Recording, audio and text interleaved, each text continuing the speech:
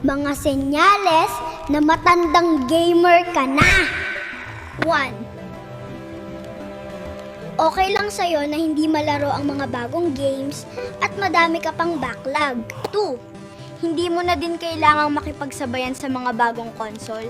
Magmumura din yan pagkatapos ng isang taon. 4. Reklamo ka ng reklamo na mas maganda ang mga video games noong araw. 5. Ayaw mo na ng mga multiplayer or co-op games. Gusto mo na lang halos mga missions ang laruin. 6. Okay lang sa'yo kapag naglalabas ng mga remaster ang mga lumang games. 7. Vitaginan, may pambili ng kahit anong games. Ang problema lang ay walang oras maglaro. 8. Sinusubukan mo pa din ang Konami code sa mga bagong games. Nice try, boss! Ayan ang mga senyales kung matanda ka na sa gaming world, boy.